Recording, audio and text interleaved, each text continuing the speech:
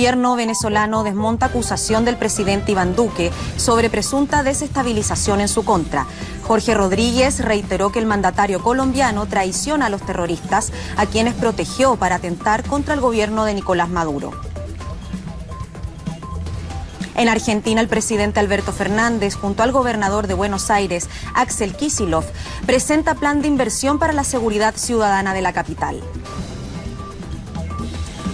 Con un minuto de silencio, el Líbano conmemora un mes desde la explosión del puerto del Líbano, que dejó 190 muertos y grandes pérdidas materiales.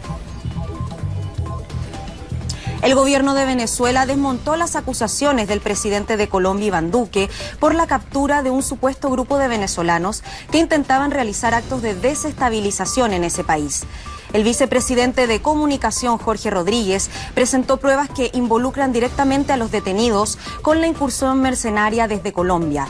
Recordó que los ciudadanos son prófugos de la justicia venezolana, situación que el gobierno de Nicolás Maduro ha denunciado desde 2017. Rodríguez señaló que el gobierno colombiano los protegió y tuvo conocimiento permanente de su entrenamiento en campamentos paramilitares en Riohacha y la Alta Guajira colombiana. Algo de esa pantomima que fue perpetrada ante la opinión pública colombiana el día de ayer. Solamente hacer algunas alusiones a varios de los supuestos capturados el día de ayer, porque esa es una práctica común del narcoparamilitar gobierno colombiano, que dicen que capturaron, que apresaron, como por ejemplo dijeron que habían capturado y apresado a un narcotraficante conocido como alias Doble Rueda, y ese narcotraficante se paseaba rampante cuando estaba entrenándose en sus etapas finales, los mercenarios y los traidores en su finca de la península de la Guajira colombiana, a exactamente 1 milla de un campamento de la DEA. De allí salieron los mercenarios y los traidores para la incursión armada que ellos denominaron Operación Gedeón, que llegó a las costas venezolanas el pasado 3 de mayo. El vicepresidente Jorge Rodríguez cuestionó la inacción de Duque luego de las pruebas reales presentadas por el presidente Nicolás Maduro contra acciones terroristas. ¿Cómo es que nosotros hicimos esa denuncia el 4 de mayo? El presidente mostró más pruebas de dónde estaba la autoría intelectual de la acción criminal contra las costas venezolanas. Dimos las coordenadas de los campamentos, señalábamos quiénes eran los jefes de esos campamentos, señalamos que el tráfico de armas que se había dado entre Barranquilla y Riohacha era para entregarle a alias Pimienta todas las armas que iban a ser utilizadas contra Venezuela. Señalamos después que había un contrato firmado, lo dice Goudreau, en la misma tarde del 3 de mayo. Luego The Washington Post y The New York Times publican el contrato y todos sus anexos, y Duque no había dicho nada, dijo que Colombia no tenía nada que ver. En este sentido, el fiscal general de Venezuela, Tarek William Saab, le solicitó a Colombia la extradición de los 4 detenidos por el magnicidio frustrado contra el presidente Nicolás Maduro en 2018. De manera formal hemos solicitado a los tribunales competentes de Venezuela, y luego por la vía diplomática se hará la extradición hacia Venezuela de estos 4 delincuentes vinculados a hechos criminales, y que también hemos mantenido ya la debida comunicación con la Fiscalía General de Colombia para que estos delincuentes sean entregados a Venezuela. Muchas gracias. El fiscal general de Venezuela declaró que los detenidos en territorio colombiano fueron traicionados por el propio presidente Iván Duque. Estos criminales, finalmente debemos concluir, han sido traicionados, vilipendiados y dejados en el escarnio por el propio Duque, que les dio cobijo y protección y ahora los usa para tratar de lavarse la cara y desviar la atención de la tragedia que vive ese país. Mientras tanto, organizaciones políticas de la oposición venezolana formalizan este viernes su inscripción de cara a las elecciones parlamentarias del 6 de diciembre. Voceros de diversas organizaciones opositoras han anunciado que inscribirán a sus respectivos aspirantes a la Asamblea Nacional, justo cuando vence el plazo establecido por el Consejo Nacional Electoral. El dirigente opositor Enrique Capriles Radonsky instó a sectores que adversan a la revolución a participar en los comicios como alternativa para generar cambios en el país. Capriles criticó la estrategia fallida del opositor Juan Guaidó, que pedía sanciones y bloqueo contra el país, además de llamar al abstencionismo. Y en Colombia, la Fiscalía General designó al encargado de llevar el proceso de investigación contra el expresidente Álvaro Uribe, quien está detenido preventivamente acusado de manipulación de testigos y fraude procesal. El Ministerio Público informó la designación de Gabriel Ramón Jaimes como el fiscal que asumirá el caso del expresidente. El proceso contra el exmandatario y exsenador fue trasladado al despacho del fiscal general por disposición de la Sala de Instrucción de la Corte Suprema de Justicia. La Alta Corte llevaba el proceso contra el expresidente y anunció que decidió transferir el expediente a la Fiscalía después de que Uribe renunciara a su curul en el Senado. Por su parte, el senador Iván Cepeda denunciará penalmente al fiscal general Francisco Barbosa. Dijo que burló la recusación que hizo en su contra y lo acusó de entorpecer el proceso judicial contra el expresidente Álvaro Uribe por presunta manipulación de testigos. Estamos temiendo que esta grosera actuación del señor fiscal Barbosa implique que de una manera totalmente descarada y cínica se comience a agredir la legalidad en este proceso.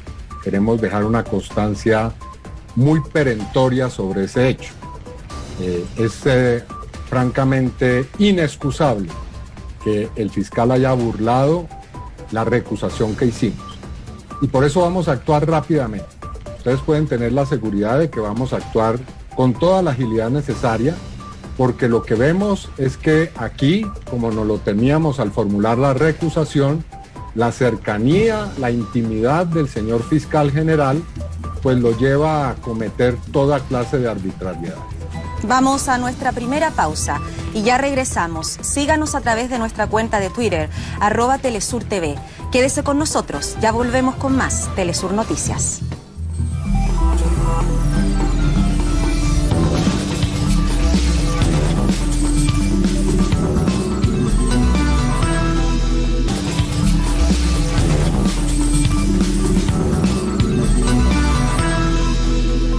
Gracias por mantenerse con nosotros. Seguimos con nuestras informaciones. Brasil continúa como el epicentro de la pandemia de la COVID-19 en América Latina. El gigante amazónico sobrepasó la cifra de los 4 millones de contagios.